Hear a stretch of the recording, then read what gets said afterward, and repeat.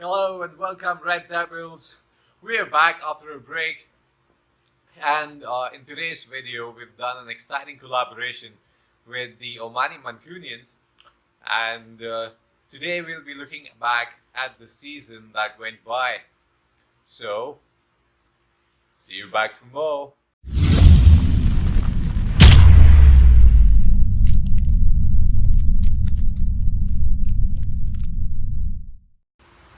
So first up, we'll be looking at how our season transpired.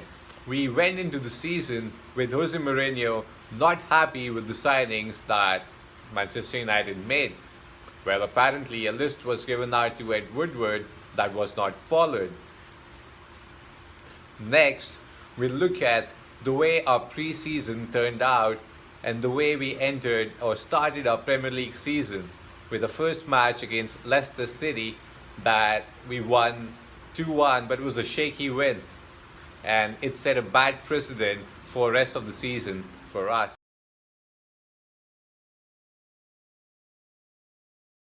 And I think this is very important because we go back to pre-season, which is the starting point of where our campaign really began in the 2018-2019 season under Jose Mourinho, and this was fresh of coming off second place in the league, which might I add was stressed by Jose Mourinho as his biggest accomplishment as a football manager, and a manager that has won several titles and insisted in the end of the season that this was one of his greatest accomplishments as a manager. And so going into the transfer window, he spoke to the media at length, and he said that there was a list that he provided to the management at United. He didn't specify any names. It's always a sort of a mystery who makes the decisions behind the scenes, but we all presume it's Ed Woodward. And he gave him a list of the players that he identified that United needed to go out there and approach with a real intent and sign and make a statement in the transfer window. And unfortunately, that did not happen, particularly with defensive recruitments. Exactly. And after that, there was a period in which he came out and made statements about him feeling that he wasn't really backed in the transfer window.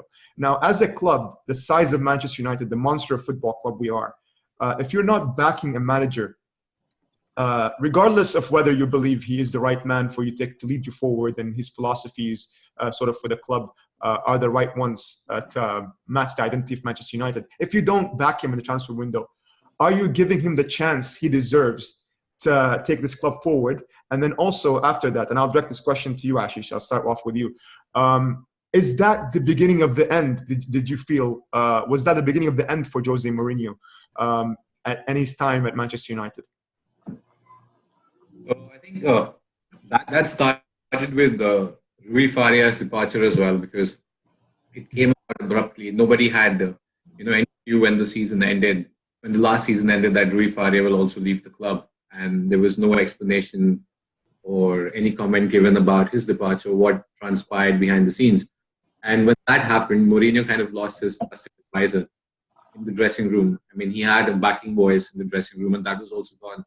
Now he was the one dealing with the players. He was the one dealing with the board.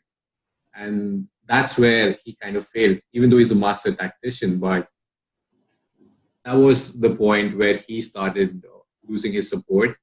And then he started losing his mind as well, I feel, because he started attacking everyone that came in his way. He attacked the players, the board. And it wasn't his fault, because the players, they came in not up to the required fitness levels as a club like Manchester United requires, and a lot of players were unfit.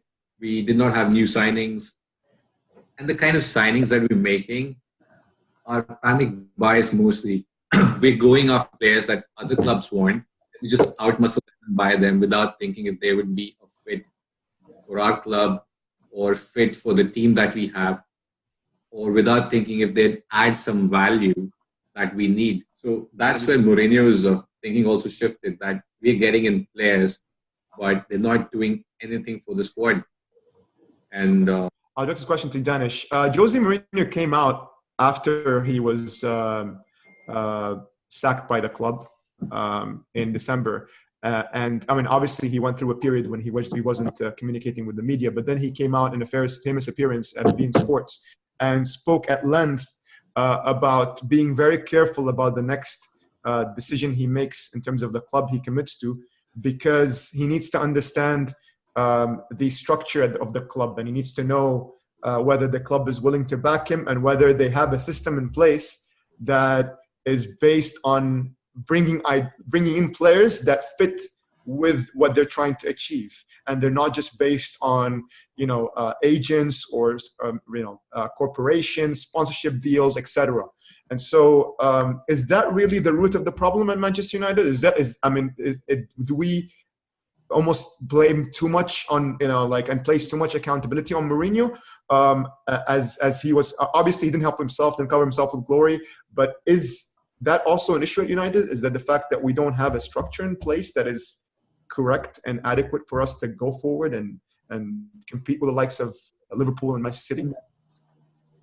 I think the big issue really has been since when Sir Alex Ferguson left, has been the issue of a lack of director of football, and it's something that everyone's gone on rants about for the past 4 or 5 years almost now.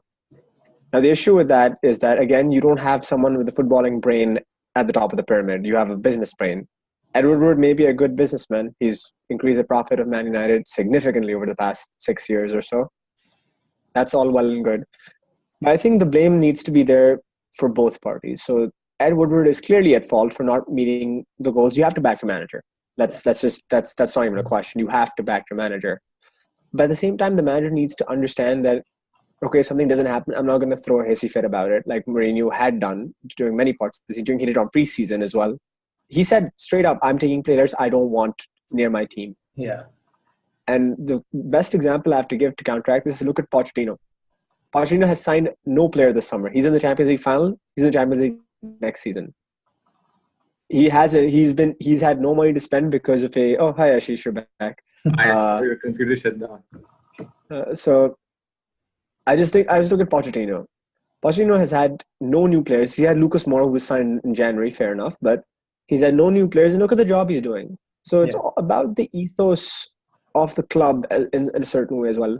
To me, Mourinho was never a great fit for Man United. I said this when he signed, and I stand by to this point. He's an excellent manager. He has a proven track record, but I just think that the fact of the matter is that Mourinho, instead of doing with the best of what he had, he ended up taking the less glorious route and putting a lot of the blame of the bad season on himself. That's what happened, basically. Now, we know that Ed Woodward would not get the targets he wanted. We got Fred, which was based on season 1 was a waste of money, but hopefully he'll prove me wrong, hopefully.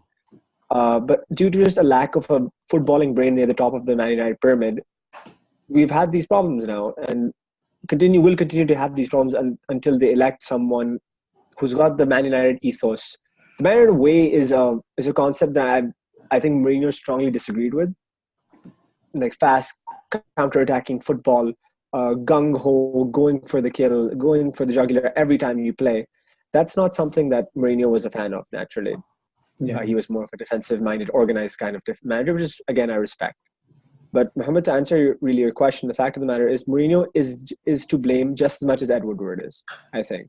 The fact is, if you don't get the money, you don't complain out in public. You complain to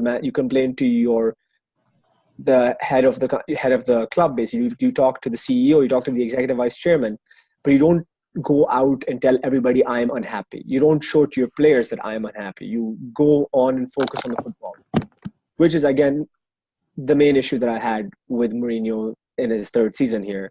He had the tools to do something, but he could expand on what he did last season, but he chose not to because of the fact that he was already hamstrung by the heads of this football club, which is really unfortunate.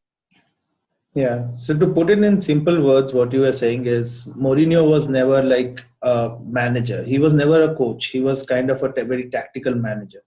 He could have gone forward and like coached those young players he had at his disposal during the preseason, maybe made something out of it. But he never decided to do that. So I think that's where fans began to realize that he does not believe in the Man United ethos, which we have, which is to promote the youth, and do whatever is available at your disposal and doing the best out of it. I think that's where he started losing the plot, when he decided to rant on his press conferences, trying to say that I wanted a center back and I didn't get one. So that's where I think it all started going wrong for United. And even though we finished second last season, we still had no hopes of doing anything this season as well. So I think it was the manner in which we finished as well, second place. And not just that, like, you know, going into the preseason, one of the expectations, at least for myself as a United fan, and I'm sure you guys share the same feeling, is that we wanted to really kick on and now, you know, bring in we thought, I mean, last season, for all intents and purposes, it looked like we were 3 or 4 players, maybe even less, short of really competing with the big boys, not just domestically, but also in Europe. We had a much better foundation to build on as opposed to this season, at the end of the season, the whole overall demeanor. And so we didn't have a manager who made us feel like that was the case. Like, it made us feel like we were deflated going into the season. The results weren't great, but it wasn't like we were also like seeing performances or results that were horrifying. You know, we've seen worse. But in the beginning of the season, it wasn't that bad to the extent that he was, you know, almost like trying to put across in the press conferences and talking about. And it was clear from the first moment on, and this is why I agree with your points, Sagav, and also Dan's, is that he didn't cover himself with glory because of the way that he conducted himself in response to the lack of support by the board in the summer. And so there was that period, obviously, in the beginning. You know, if you go all the way back to our almost like deceiving 2-1 victory over Leicester in the first game of the season when Luke Shaw scored his first goal for United. And then after that came a period of, you know, mixed bag results, both in Europe and in the Premier League. And then came the infamous period where he spoke about respect, you know, like I'm a great manager. I've won so many, exactly 3 trophies, all that, the 3 Premier Leagues, and also his wave at the Juventus fans when we beat them away in the group stage. And so that period in which he was almost clinging on to the past, and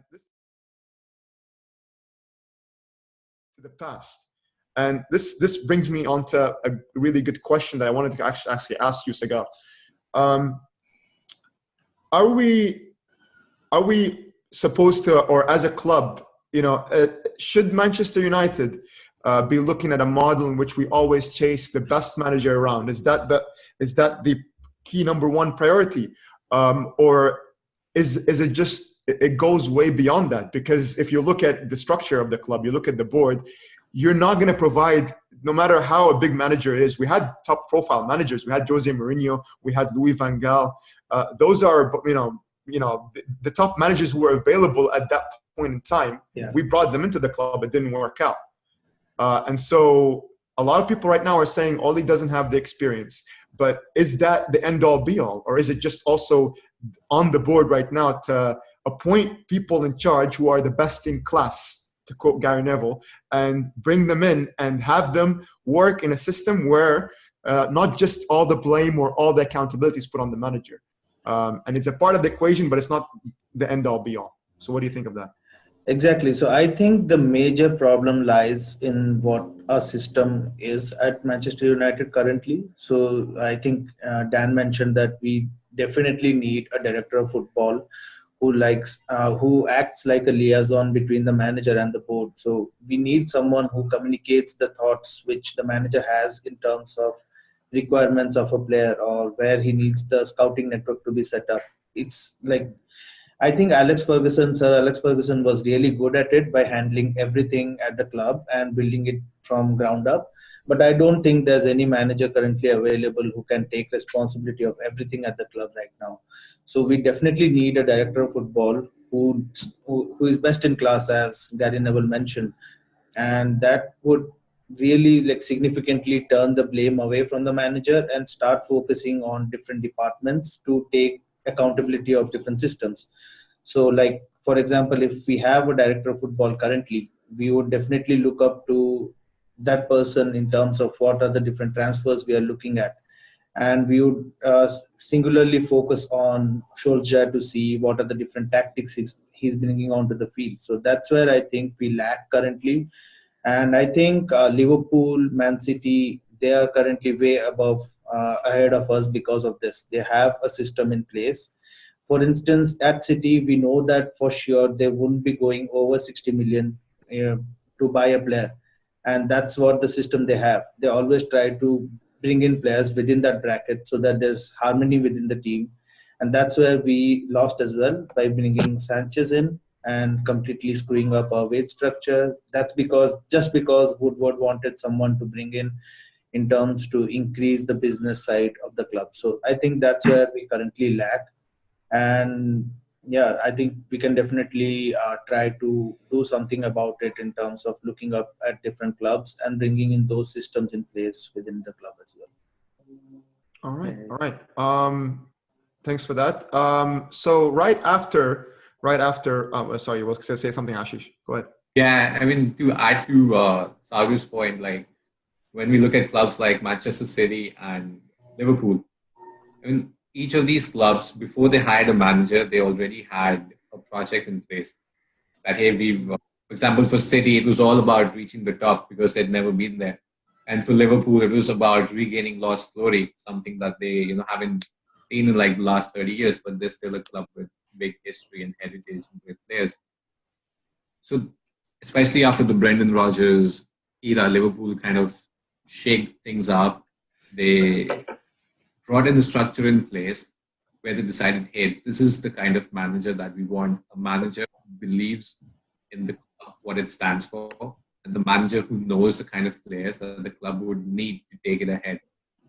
But at the moment at Manchester United, there is no such structure or plan in place.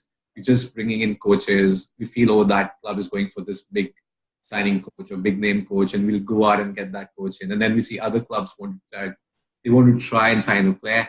We just go out and sign that player instead of looking at what we need.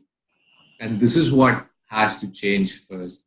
And I think that's what Solskjaer is trying to do right now as well with the transfer policies this season, and the board's trying to change. All I can hope is that the board makes the right decisions with the kind of people they bring in to the club to get those changes rolling, because at the moment we're just looking at ex-players who have no track record of doing that kind of work. So that's another thing that we should be careful about. 100%. Sagar spoke about this as well earlier, is that the idea that we were so blessed when we had Sykes Ferguson because he was the one individual who we could delegate all of these responsibilities to. But now football clubs are giant operations. They're monster business sort of entities, and so it transcends way beyond just one individual. And you have to have a collective, a system that works and that is aligned with the identity of the football club. I was actually going to touch about this at some later point in the review, but I'm going to address this now. If you look at clubs like Barcelona, for example, take them as a case study. 4-3-3, they've been playing it for years, if not decades. Across the board, from the first team to the youth systems, the under-23s, the under-18s, the under-16s, all of them play the same style in the same way.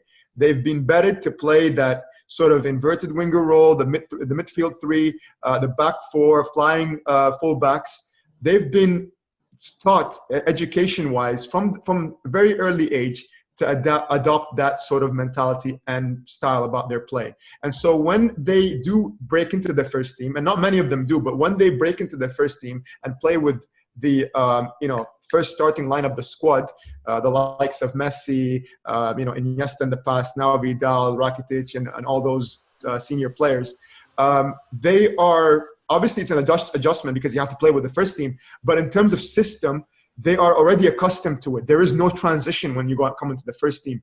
It's very easy for them, and that is what I speak about when I say identity of a football club.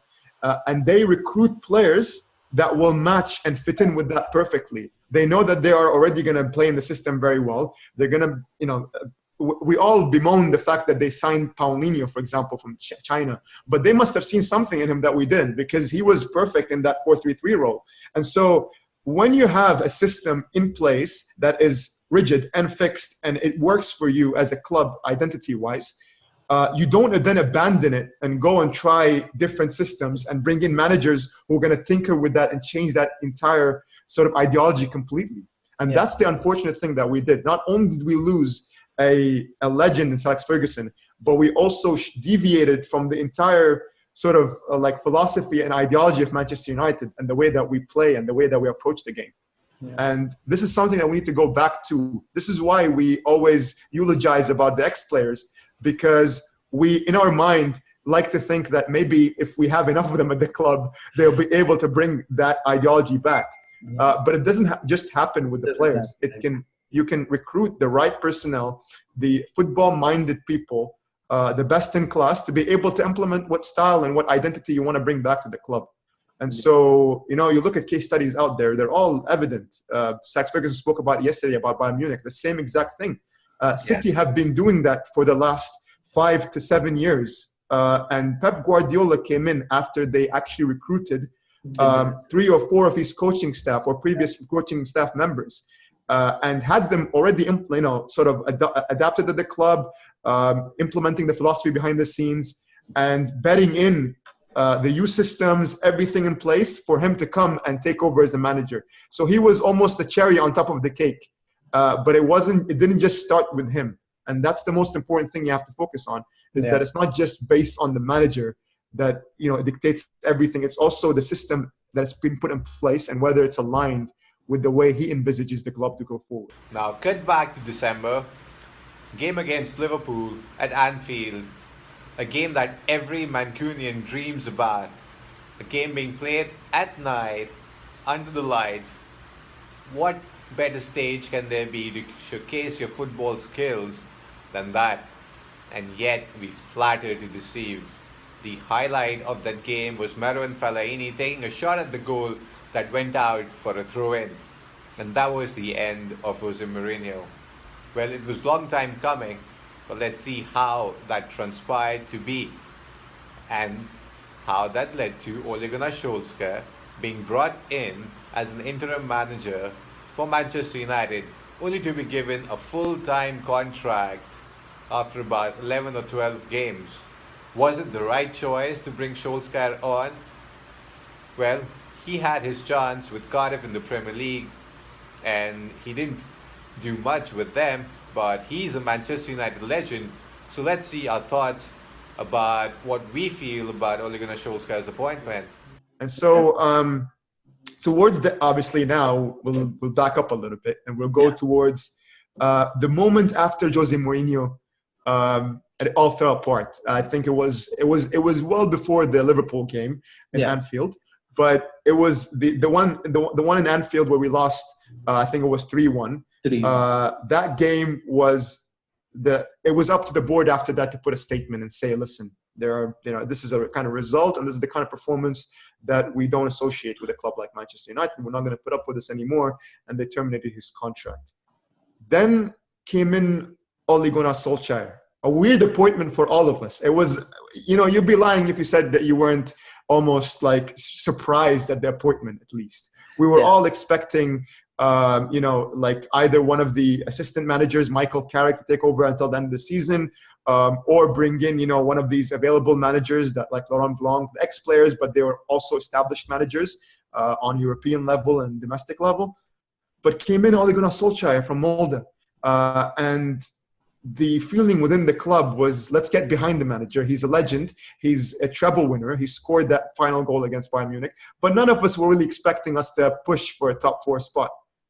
So Ashish, take us through a little bit of what you were feeling at that moment, and then your general sort of perspective on what followed in terms of results. We went on that winning run, winning streak under Ole, and everything was good and everything was nice and rosy. And so take us through that experience. Yeah,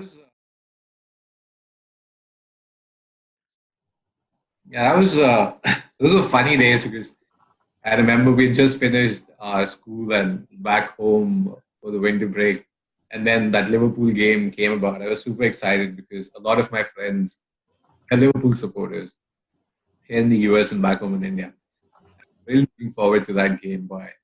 We We were annihilated 3-0. We did nothing in that game, and I still remember Fellaini's shot and goal that went for a throw-in. That defined our game against Liverpool that day, and that was it. And felt that Jose Mourinho can no longer stay at the club, especially with the kind of troubles he had started brewing, and he had made it about himself and not the club. Then I think it was like 2 days after the game when Mourinho got the sacking. Like super happy, we're jumping with joy. I'm like, Christmas has come early, New Year's come early, all festivals happening together. It was a celebration time for us, and then all of a sudden, as you said, a lot of names were being thrown in the mix. We might get in Zidane, or we might just get in Pochettino and get him out of Tottenham and make him work at that point in time. But then there were also talks about getting in a short-term manager or an interim manager, just like Chelsea had done in the past. And there were names about Bruce Hiddink thrown in the mix because he's kind of a specialist in handling those interim roles now. He's done that twice or thrice with Chelsea already. But with Ole Gunnar Solskjaer coming in, Mick Phelan coming in, that was a surprise. We were not expecting that to happen. And everybody Solskjaer kind of got in with him because he is a legend. He's won trophies. He knows what it is to be at United, to handle the expectations of the fans, of the board, of the press, of the media, of everyone. But the United of now is a different kind of a beast.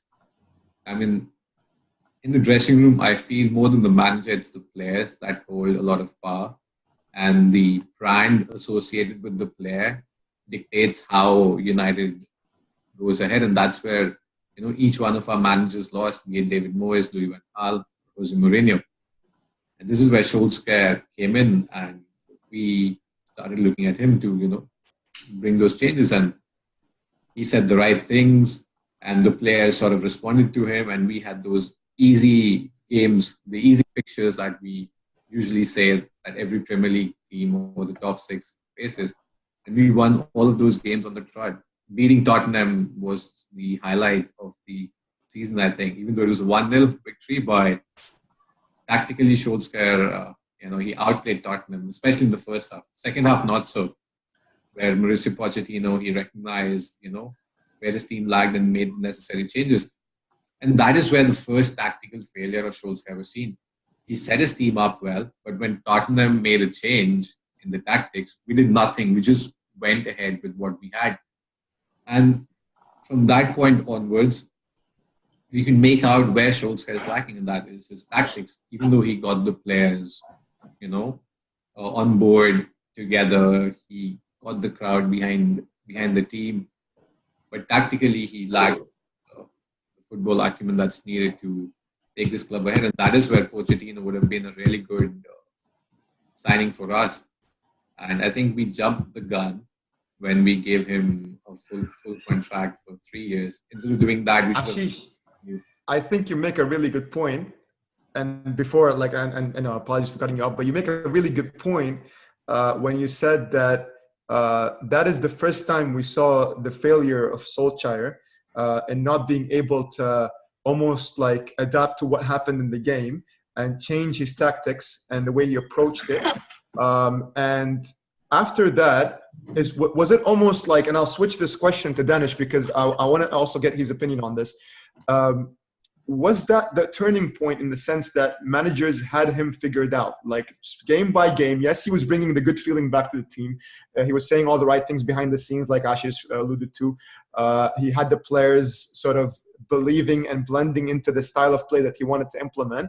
But were the tactics aspect of things or side of things being figured out by the best managers in class, like Pochettino, like later on, as we saw, like with the top managers, especially when we later progressed in the Champions League. I mean, Ernesto Valverde, he hasn't had a great season, but he also was able to sort of nitpick the things that that weren't great about the style of Ole Gunnar Solskjaer. If you also go to Pep Guardiola and the way that we played against City in that home game towards the end of the season against them, it was almost like he knew exactly how we're going to set up and how we're going to approach the game. And so did the managers haven't figured it out at some point? I just think that, I mean, if you think about it, we played very similar. This is a point that Eric Cantona made actually in an interview that I saw of him. We're not playing much differently to the way Mourinho set us up, to be very frank with you. The only difference really is there's more emphasis on a pressing game.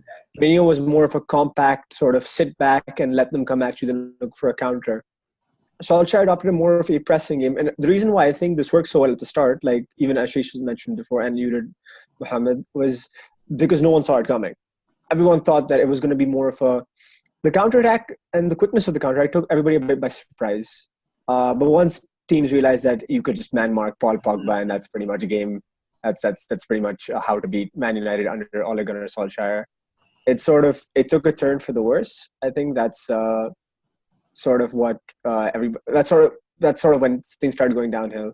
So PSG first leg, Marquinhos. This is where the first case of this properly happened. They were able to successfully do it against Chelsea in the FA Cup. I remember they tried to do it, but Jorginho was getting outrun by everybody else in the midfield.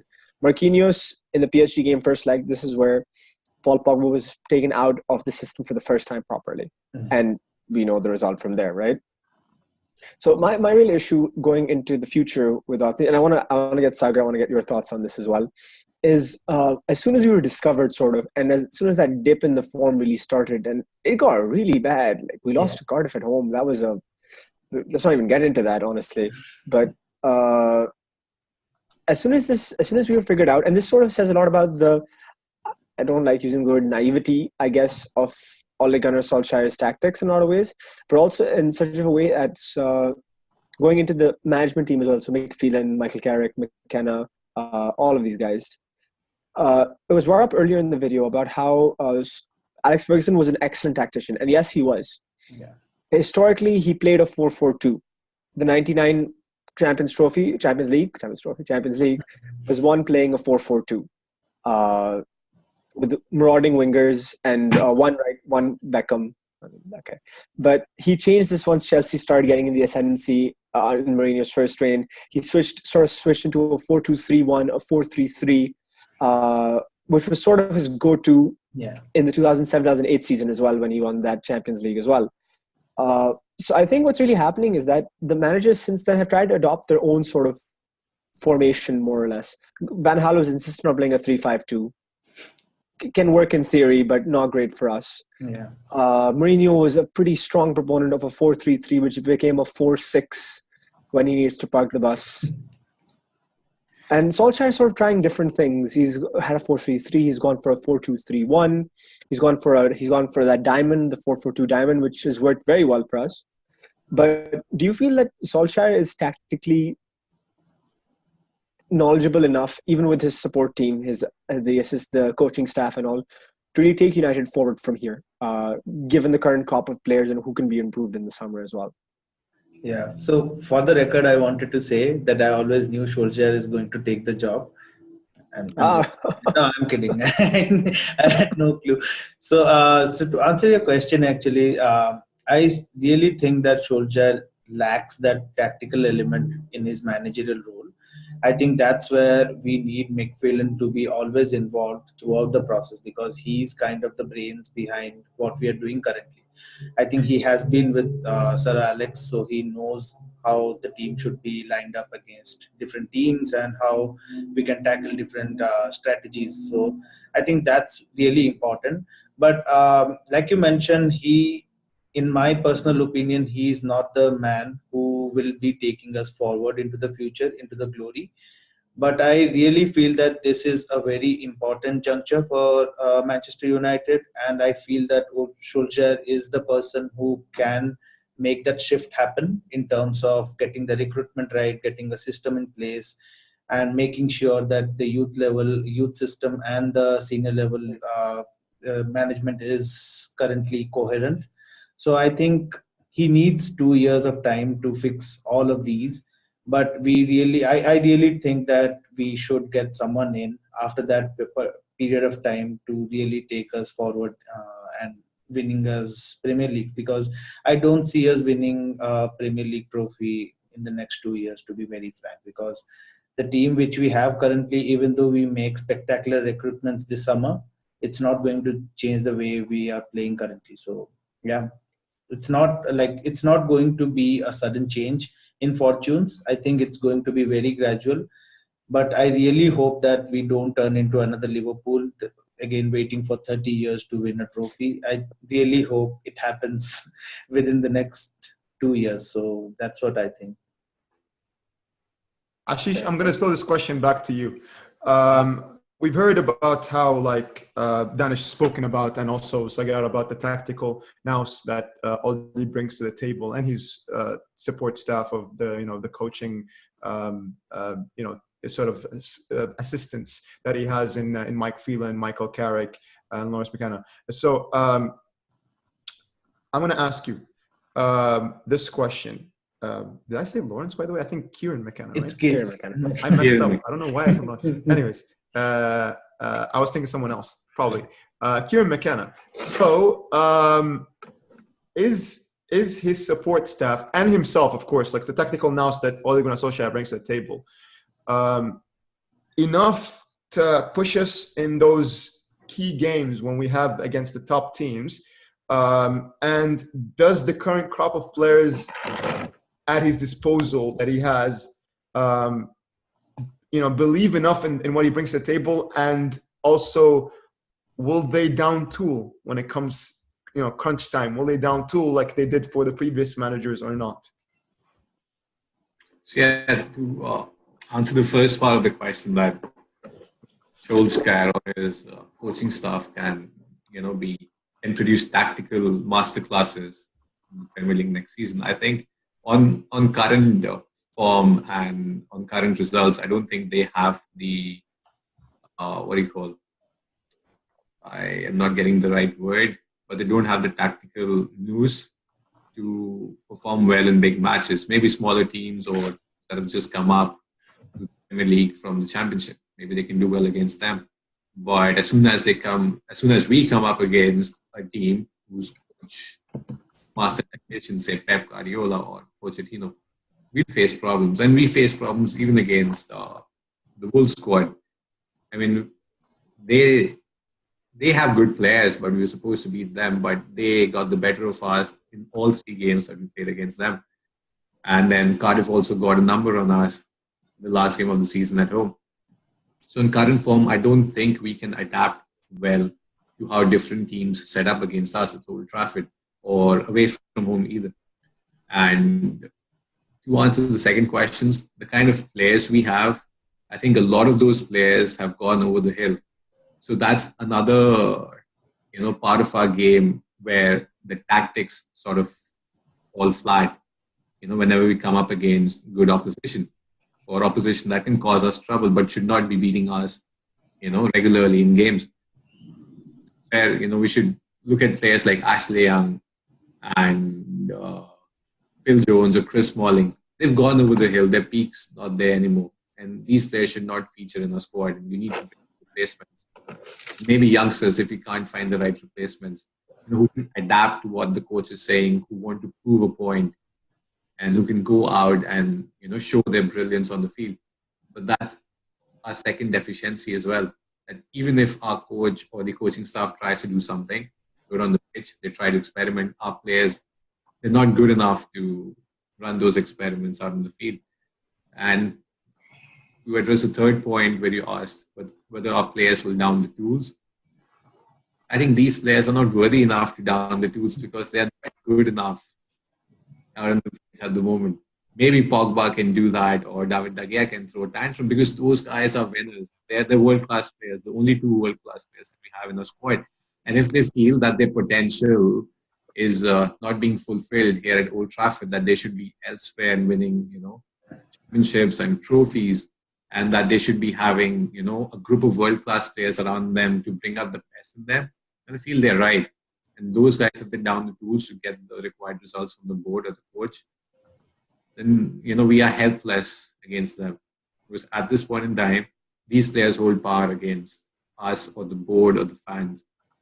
And that's the, state that our club is in. And this was never the state that we were in when Alex Ferguson was on board. Everybody listened to Alex Ferguson.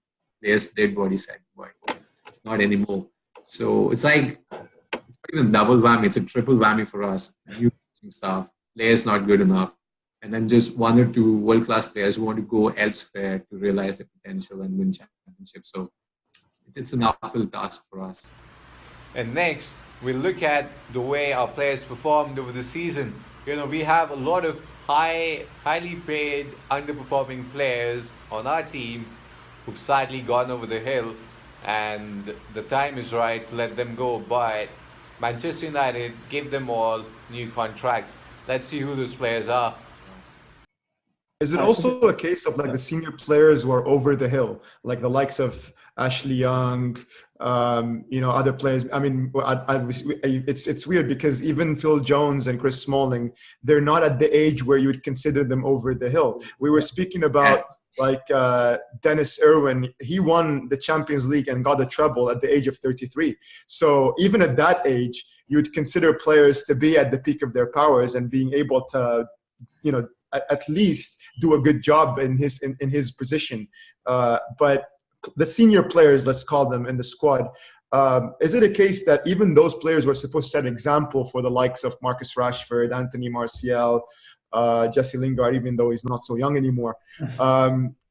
Is it a case of that those players are not even good enough to lead by example? Because when we had the players like Carrick when he was still playing, Ryan Giggs, Paul Scholes, Rio Ferdinand, even those players were over the hill years after they were kept on, and they still continue to be with Manchester United because in my mind, I believe that the coaching staff at the time felt that it was important to have them in the dressing room and them to lead by example and have that voice in which they can straighten the young players out and teach them the tricks of the trade and show them how to conduct themselves as players of Manchester United. And that kind of team is a team that you can afford to bring in someone like Ashley Young or Phil Jones, because they would blend into the squad and they wouldn't be the part of the main fixture or the main setup. But now those are the core of the senior players that we have, and this is what creates the problem, because those were almost like the fringe players back when we had the main, the backbone of our squad in place, in the likes of Paul Scholes, Rio Ferdinand, Vidic, and all those players we brand as legends. So do you think that's the case? I think, that's the case. A very good point that you said. These players like Smalling, Jones, and Ashley, they were not leaders. Naturally they weren't leaders. And when they got into the squad, we had a squad full of leaders, big voices like Patrice Evra, Gary Neville. I think he played one season with some of these players. Then Rio Ferdinand, Nemanja Vidic. They were talismans, and they had voice. Whatever they said, other youngsters, they had to follow.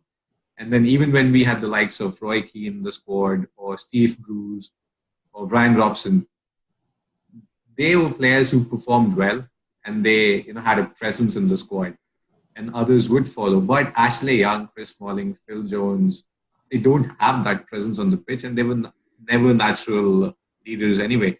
And I think the only reason why they're still in the squad is because they were part of the Alex Ferguson era, an era that won a lot of trophies for us.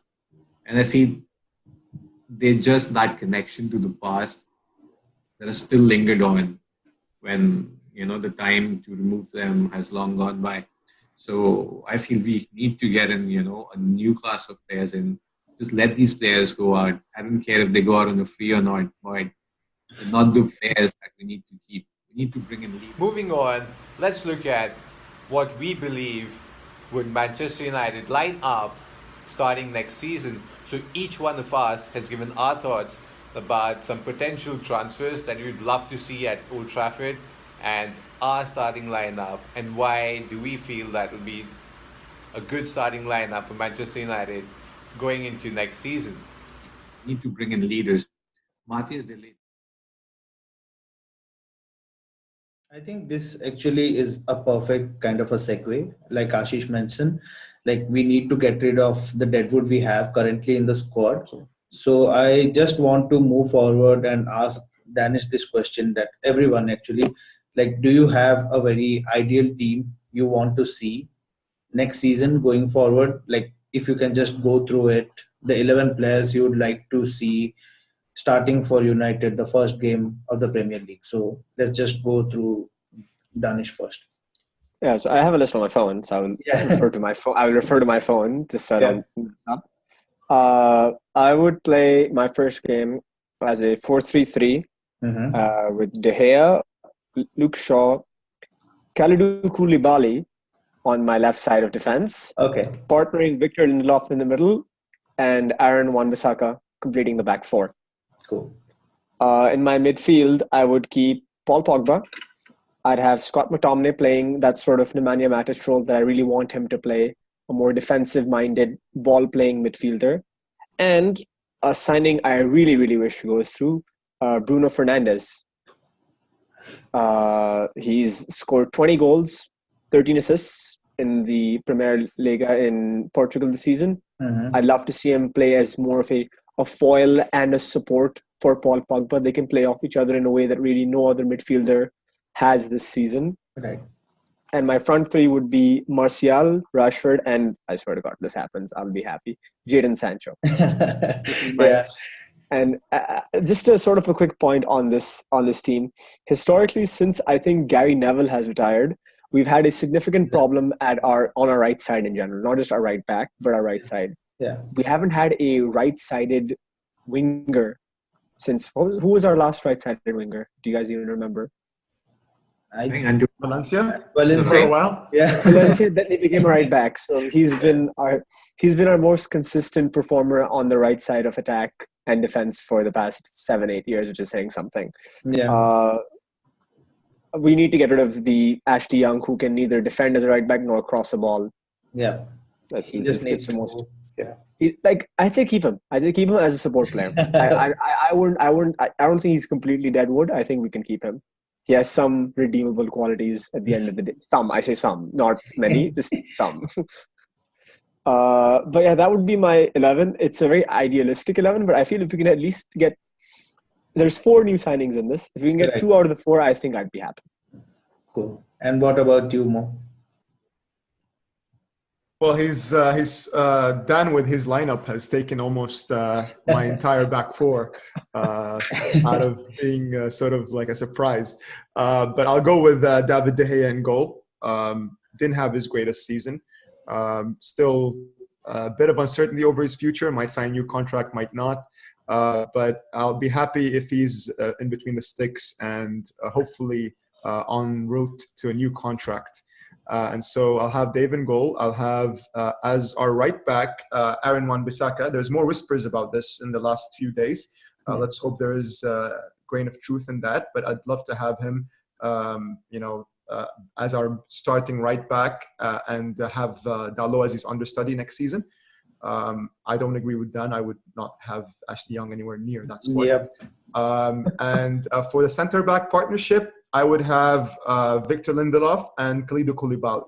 The only reason I would go for Koulibaly, as much as I, have read recently that Ancelotti said that he predicts by all measurements that Koulibaly will stay at Napoli next season, I still would rather have him over De Ligt, just for the fact that he is the finished article, and we need someone of that mold to lead us from the back next season, and someone who the young players in the dressing room not only look at for inspiration as like him being a leader by sort of like behavior and everything, but also being a leader by being a decorated player who's accomplished a lot of things in his career so far, and he's also like an established player like Koulibaly is. And so at left back, almost reluctantly, even though he's had a great season and he is our player of the season, I've always gone back and forth on Luke Shaw. I think he still isn't. For me, I don't rate him anywhere nearly as high as some of the United fans rate him. Some of the United fans believe that he is one of the best left backs in the league. I think there are at least 3 or 4 left backs who are better than him in the league right now, and I can name them, on the top of my head. I'm not going to do that. I'm going to put Luke Shaw on left back because he's not. His position is not a position of priority for us this transfer window. And as much as we sometimes like to believe that let's get rid of the whole team, we can't do that. We have to be realistic and only bring in a maximum of 4 or 5 players. That's maximum. And so in midfield, I'll keep obviously Paul Pogba in that number 10 role, provided he does stay and doesn't hand in a transfer request. And I will go with a midfield partnership of, this is going to be interesting, but I'm going to go with Ndombele, and I will also go with Scott McTominay, because Herrera is going to leave, but I would like to see McTominay being given a starting berth in the lineup from next season onwards, and see whether he really is the player that a lot of the coaching staff have seen in him. Some performances suggest that he is capable of doing. And if it doesn't work out, then we know for a fact that we've given him the opportunity that he has been desperate to get at the age of 24. Right now, he's ready to be given that opportunity, and we'll see where he takes it from there. In the wing positions, this is going to be a very sort of unexpected call that I'm going to make. And a lot of you will be looking at me in a weird way, because it's kind of a similar decision that I'm making with regards to what we made with Sanchez a season and a half ago. So you guys, I would not blame you if you aim that at my way. But I will say this, because I want the players in the dressing room, the young ones especially, Rashford, Martial potentially, even Scott McTominay, even though he's a little bit older, to be looking at this player who's won all these trophies and who's decorated and established. Yes, he's not in the best spot of his career right now, but he's a voice in the dressing room, and he's a voice who is a local player, domestically speaking, in Britain, and can lead by example if he's fully fit and he's given their chance. I would like to see Gareth Bale being signed on the right wing. I know it's a big call. I know he's been injury prone for a long time, but there's whispers of him leaving Madrid. He's unhappy. The contract situation is still up in the air. He's also come out with a sort of like a controversial statement saying that let them pay me the money, I'll just continue playing golf. But he seems destined to make a move back to the Premier League at some point. If he's injury-free and given the chance in that right wing position, I think he's going to come back and do bits in the Premier League. I still think he has it in his locker. And I think he's long wanted that position, like to come back and play for United. It's a dream club for him. He's watched Ryan Giggs playing when he was growing up. I'm getting weird faces right now. I know that. I realize that.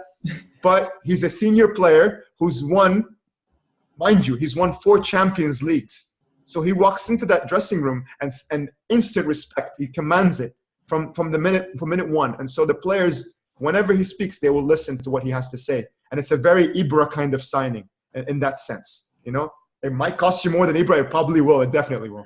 But I feel it's gonna have a similar kind of effect to when he walked in the dressing room. And this is why that's the only reason I would probably even consider having Rashford start full-time like next season in that number 9 position, because if we have someone like Gareth Bale, as experienced as Gareth Bale is, he'll be able to also learn and have shadow a player like that.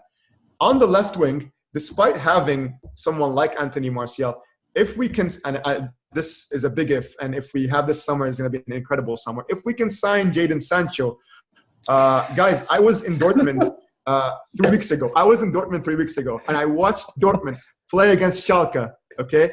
And my word, like this guy on the left-hand side, he is like second to none in the league, in the Bundesliga. He has the ability to cut onto his right foot. He's very tricky. He can switch from the right-hand side to the left-hand side. And he's very versatile that way, but I see him more towards the left. And so if we can have him on the left-hand side, we can have Gareth Bale on the right. I know it's a big call. It's a big if. Then we can go with that front 3. And instantly you look like the team looks better. And I know Bale hasn't had a great last few seasons by any stretch of the imagination. But this is a player who 1 year ago today scored a scissor kick against Liverpool in the Champions League final, who won them the Champions League. And so he has that in his locker. And I think he still has an unfinished business to do in the Premier League. So it's a big call, but we'll leave it at that. Yeah, very enterprising on your part. Okay, let's see if that happens. Okay, Ashish, you go. Okay, so most of the players that we mentioned, they also make a presence in my team as well. So for my back 4, I don't think Dagia will be staying with us. this season. So my squad. Instead, I've brought up Sergio Romero. Maybe next season onwards, Dean Henderson might get a chance if he does well in the Premier League with Sheffield. For my back four, I have Shaw, Delete, Lindelof, and one of Dalot or Van Bissaka. And Delete is like a big if. I don't know, one moment we are signing him, the other moment we're not signing him. So we don't know what will happen, but we do need a good centre back to partner Lindelof. No place for Phil Jones or Smalling. No any other team. Midfield, what Mo said, McTominay, Pogba, and Ndombele. These are the players that we should have. Ndombele especially, we should get him if we don't get any other player in the middle, especially after Herrera has left and Pogba might leave as well. So we need good replacements. Up front, I'm looking at Mauro Icardi because there are news reports that we might do a swap, a Romelu Lukaku Icardi swap. So instead of that, I've kept Icardi, and if Martial stays, Icardi or Martial number 9 position. Kept Rashford and Daniel James as my wingers. Daniel James looks like an interesting prospect, better than Jesse Lingard, more pace up front.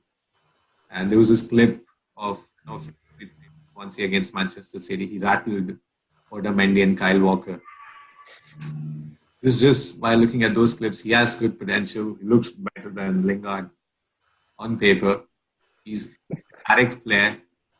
No, unnecessary skills or tricks. Just take the ball, go ahead, and get it towards the goal. So, yeah, this is the kind of football that I like to see. Direct, nothing sort of Arsenal-like where you start passing the ball in the box. Just go ahead, find a player, pass it to him, and let him score the goal.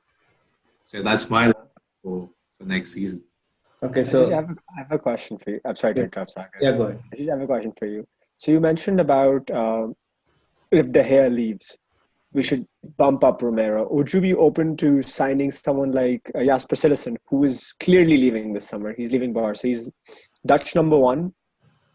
Would you think that would be a good signing to make, or would you still stick to Romero being our number 1, or Dean Henderson, as you said as well? Well, I think Cillessen is another Romero because Romero was also at the club, at some other club before he came to United, but he was number 1 for Argentina. He did well for them. And Cillessen, he's been a good player for Netherlands, but he hasn't played regularly for Barcelona. So it's like getting Romero between the goals. So instead of doing that, we should rather spend money on positions where we have to strengthen our back four so that a goalkeeper, can be saved some blushes. Just like Dage, he made a lot of mistakes last season because the back four was invisible, especially against Manchester City, where we saw that single line, all 4 of our defenders, instead of being not replaced, they were just one line, and we do nothing. So don't want a repeat of that performance. I'd rather spend on other positions and bump up Romero and see what happens with Dean. Performs well in the Premier League, then we've another good young talented keeper. Bring him back to a starting position. So I suppose I'll just run through my squad because it almost matches with what you guys have. But I have gone a bit realistic because most of you guys have overshot and it's okay. But okay, so definitely De Gea in my team because I really hope he doesn't leave. Even though there was bad patch of form for him, but I still think he will be back to redeem himself as one of the best. So in the centre back, I have Lindelof, and I am going a little bit realistic, saying Harry Maguire maybe because he has been playing in the Premier League and he knows how to handle the pressure. It will definitely be a big step up for him, and he will be playing for the badge as well if he gets the chance. So I would like that to happen. And Shaw as the left back because, as Mo mentioned, it's not an immediate problem to fix that position right now. We have bigger things to look up. And Van Bissaka for sure, because he has been tearing apart the right hand side, and I don't want Young. Sorry, Danish, but I don't want Young anywhere near. I would like Dallo to be his understudy and just go from there. And I would get rid of Matic as well, because he is the one who I think is a big problem for us, because in terms of screening the back four, he does nothing because he's so slow with moving the ball forward as well. So we every time we depend on Pogba to do that, because and once the opponent uh, cover up Pogba, there's no way from us going forward. So I would like Rabiot to happen, maybe because he is running out of a contract, and I would love Bruno Fernandez to come in because he is just absolutely awesome. And my front three would be Sancho, because he is, like Danish mentioned, it's like a dream signing for us. Rashford and Martial. So yeah, that completes my 11. I think I made 5 signings, as per, I think you guys made 4. So maybe let's see. 4 big ones, though. We made some 4 big signings. I have a question for you guys, actually. Something I was thinking about very recently. We don't have a cover for left back. Yeah, If Shaw gets injured, then we go to Delo or Ashley Young. And I know how you guys feel about Ashley Young. And I'm not entirely sure Delo can really cover it at left back. We've got Dimitri Mitchell, who's been on loan at Hearts in the Scottish Premiership this season. Do you think we should sign a backup left back, or do you think we should stick with Dimitri Mitchell as our backup? I think I was looking, to be honest with you, and you could go ahead, Sagar. Go ahead. It's fine. I was looking at, to be honest with you, but the only hesitation I have with this is that, and it's not a bad problem to have, but this left back that I want us to sign, he probably is a better left back right now for face value than Luke Shaw is. And so if we sign him, he walks straight into the first team. He doesn't actually come in as an understudy to Luke Shaw. I was looking at Ben Chilwell. I wanted us to go for him because he's shown great form with Leicester. Goes forward, attacking, impetus, crosses the ball really well, tracks back very astutely in defense, and he'd be a really good addition to our squad. The only thing in question, however, is that he's another England left back, and they're both going for international sort of roles and appearances for England, and I don't think neither of them can afford to be someone else's understudy right now in their stage of their career. I think actually Ben Chilwell might be the same age, if not younger than Luke Shaw. So yeah, I would have that as a signing, but I just think that he probably right now be a better option for us to start next season than Luke Shaw if we get him in. Yeah, for sure. The boys think so. Yeah, that also. Yes, sorry. I was thinking with that we'll have a lot of English players on our squad, and if something happens to them internationally, which always happens, English players, they do get injured mid-season. That'll work against us somehow. Yeah, I think this might be a good place for us to end it. So if you guys want to wrap it up in some way, just go ahead. I'll just say I'm very excited to see what the summer brings. I know that the beginning right now seems a little bit deflating. We had rumors circulating, very strong ones, that Daniel James was going to get wrapped up. But then I think the issue with his father passing away sort of stalled that deal. And then again, we've had a few players who have been flirting with the prospect of joining United. We always have the usual ones who are just trying to short up their contract, and they're negotiating with their clubs, and at the same time trying to tease a move to United. But I'm looking forward to a great summer. We're going to be here reviewing and reacting to everything that happens as it unfolds, both ourselves and of course the Red Devils United channel. And so we'll be coming out with transfer weekly shows hopefully in the weeks to come. And it's been a great ride for myself, Danish, and you guys, getting these channels up and running.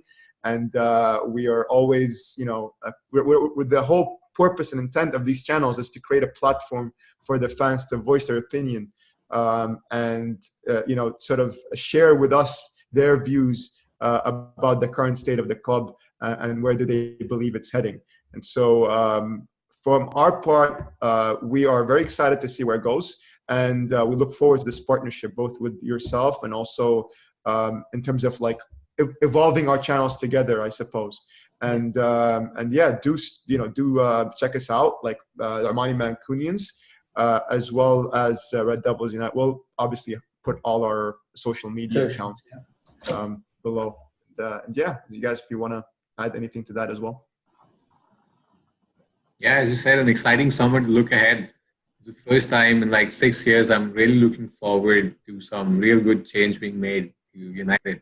I mean, after Ferguson left, we were just down in dumps, no real direction, no sense of strategy. But this is the first time United is trying to make an effort to show some sense of direction, to bring some sort of strategy and structure into place. And all we watch, until August rolls in and the new season starts. So we have these really big months ahead of us, and I hope we make all of the signings as soon as we can, get in the right players, and start the season on a good note. So yeah, looking forward to some good days again. Absolutely. Danish, if you want to say something. Yeah. Sorry, go ahead. Okay, so I really hope that, so I think that it's going to be great that we'll be talking about the transfers coming ahead. And I really look forward to that collaboration with you guys. So yeah, it was a really great discussion. So thank you guys for joining us. Problem. Our pleasure. Danish, do you want to add anything to that? Just same sort of building on what Sagar said. Thanks for having me as well. It was really enjoyable. We should do more of this in the coming future as well. To me, any summer in which we don't sign Marwan Fellaini is a good summer. And here's hoping more of the same for this one. Yeah, sure. Yep. So yeah, that's a very good note to end on.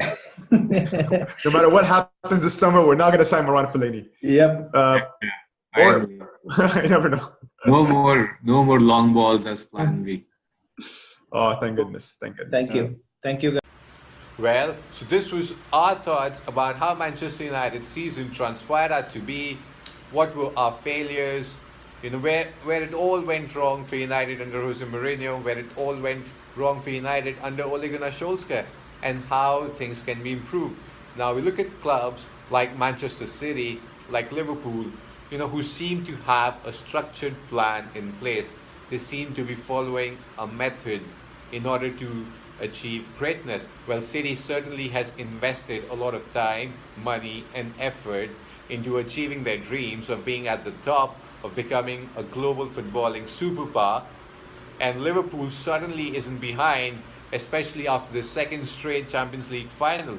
And they're doing really well under Jurgen Klopp, even though they haven't yet won a trophy. But the brand of football that they play is amazing. The defenders that they have are top class. A really good keeper, a really good front three. I mean, that is what United wants to be. And are we on the right path ahead? Well, only future will tell. And in the future, we'll come out with more such videos. We'll cover transfer stories, players who've been linked to us every week. And we'll be collaborating again with the Umbani Mancunians on a series of videos where we'll discuss potential transfers that Manchester United should conduct before the next season starts. And as always, Red Devils, please like our videos, subscribe to the channel, spread the word amongst your friends and other Manchester United fans all over the world. And do press the bell icon to be notified about any or all videos that we put up in the future. And until next time, bye-bye and have a good day ahead.